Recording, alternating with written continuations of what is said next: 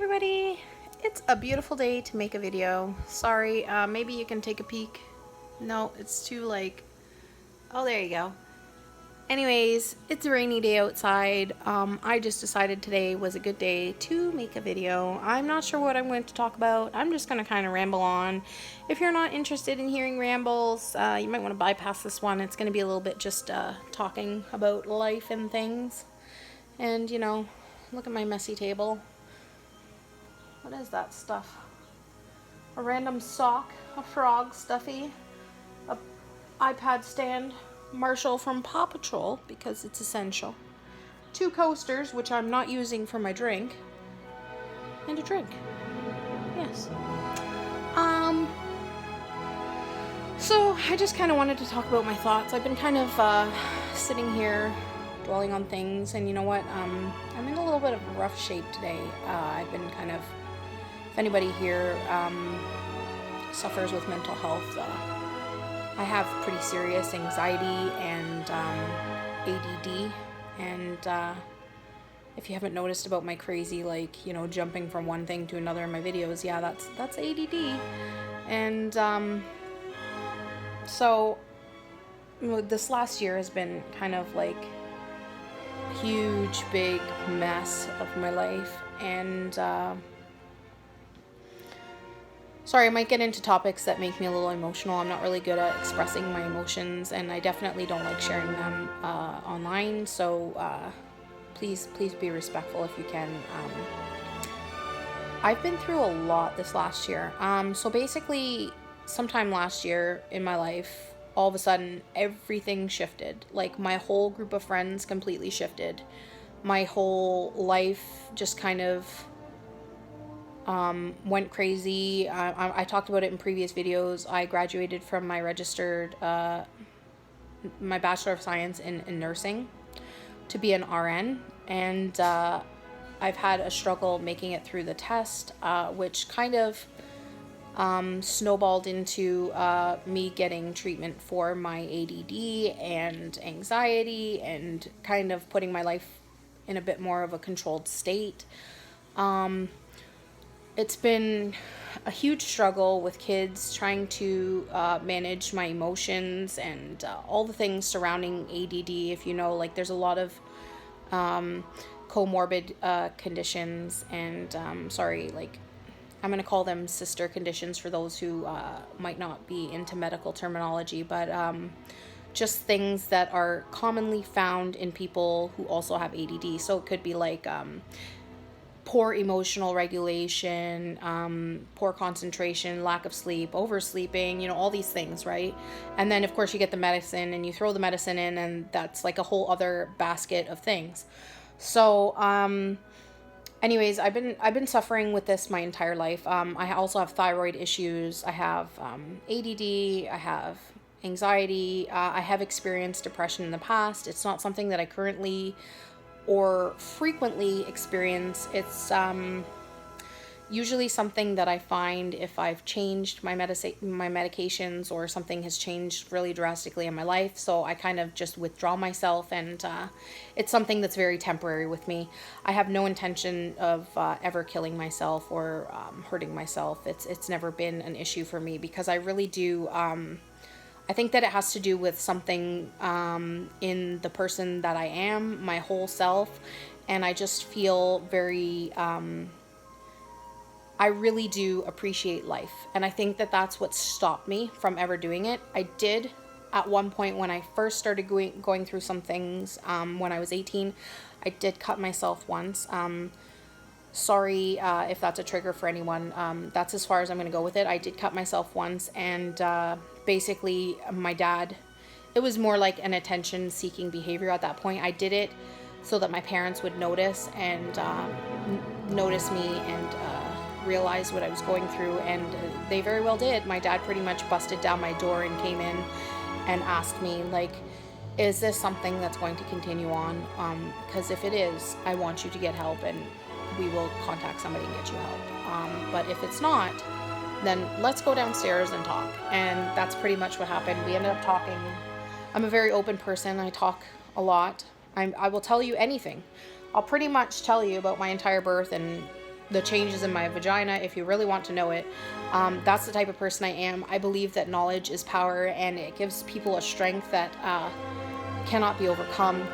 And so that's always been what I've done. If somebody asks me a question plainly, I will tell them exactly how it is. Anyways, so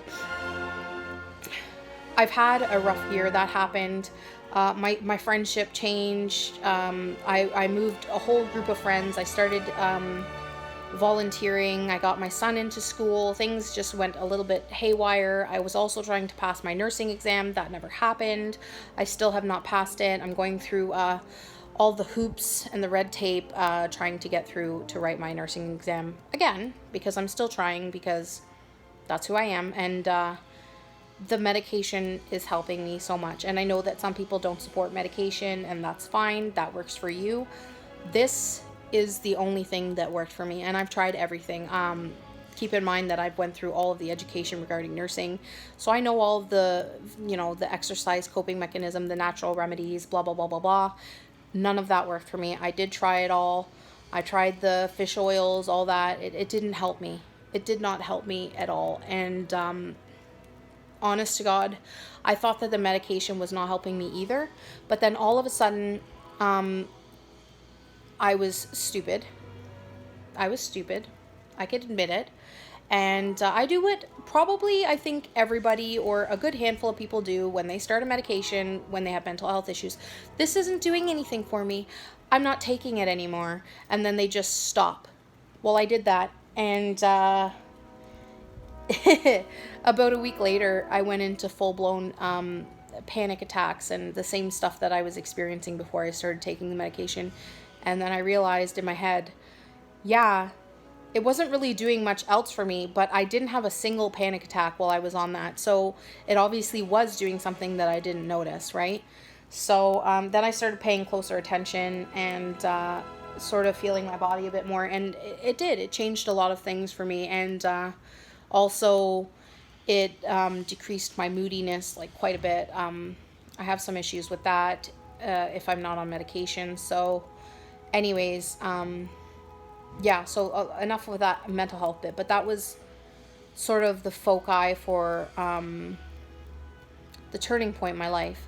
I had this mental health going on, and it was preventing me from reaching for these things, and definitely affected the way that I viewed life, and definitely affected how I let people treat me, and definitely affected my ability to succeed. And you can take that as a grain of salt. Some people who have mental health issues are able to succeed, and that's amazing. For me, I see the areas that I struggled with in mental health as they were a barrier for me, and they've caused, in combination with my thyroid issues, my memory issues, they've caused a huge decline in my ability to succeed. And not that I'm blaming it, it's my fault. I should have sought treatment sooner. But as we know, there's a huge stigma surrounding mental health and mental health issues. There's also a huge knowledge deficit, in the schools and the education system. People don't really pick these up. They label children with ADD as bad children. Fortunately for me, I wasn't one of those bad children who were labeled, and I'm using that term very loosely, but I realize that it can be highly insulting for some individuals, because my son is currently diagnosed with ADD, and he struggled so hard at the beginning of this year, and it was every day was a constant battle for him, and every day was a constant battle for me, and every day was a constant battle for his teachers, and just the whole cohesiveness as a team to support him. It became a war zone, to speak lightly on what happened. But yeah, so no insult to anybody. I realize the bad kid really is something that people are seeing in how their kids are treated before they're realizing, oh, hey, your kid's experiencing symptoms of ADD. Why don't you go get him tested? And of course, then you have the moms who will take that information. They'll go, there's nothing wrong with my kid. My kid's perfect. Or you get the other mom who's like, oh, absolutely, I'll go get him tested right away. We were actually already thinking something like that. Thank you very much. It's all in how you take it as a parent. Unfortunately, nobody really said that to me. They immediately said, your son is doing poorly, he's hitting, he's doing this, he's doing that, he's doing that. And it's affecting our ability to care for him and the rest of the daycare class, because at that point he was in daycare. And yeah, I bawled because I'm thinking, oh, I got a horrible kid who's like hurting other people. And he was hurting people every day. I'm surprised nobody tried to like hurt me or yell at me outside of class, because my son literally was hurting people and causing trouble in this school. And it was hard for me, and it was hard for him, and it was hard for everyone else. But I think that when you see that your child's hurt, it creates a huge emotional response. Obviously, nobody wants their child to be hurt. Obviously, nobody wants their child to really go through anything hard, especially not when it comes to like junior kindergarten, which is where my son eventually led to with these problems. And it just snowballed into that grade. And again, you know, you've got this kid who's just started school along with this kid who's hurting them, and it just became a huge, you know, issue again. But so that was another thing that I went through last year. And this all led to me not posting videos for a long time. I stopped loving my dolls. I stopped doing anything, but basically it all surrounded this mental health and the treatment surrounding mental health that I had, along with not just me, my son also was going through mental health. And I'm saying mental health for ADD, but for those of you who don't know, ADD is classified a brain disorder. It's actually a disorder of the brain that is, it's classified as a brain disorder with mental health symptoms. So let me say this. It's been quite difficult because the experience for people is mental health. But for him, it's still his brain telling him which way to do and how to do and what to do. And it's definitely been for myself, but I've already gotten through all this, and I kind of trained myself around it. I am an adult with ADD who has been diagnosed as an adult with ADD. But he is a child who I knew from 6 months had something different about him. And we're trying to do that CBT, cognitive behavioral therapy, which is kind of switching the way that people think about things and how they react to them, so that they can improve their lives based on that. Because let's be honest, walking up and slapping somebody because you don't know how to control your emotions, that doesn't work in life. It's going to get you arrested. But sorry, I'm just going to switch hands here. Hopefully it's not too awkward.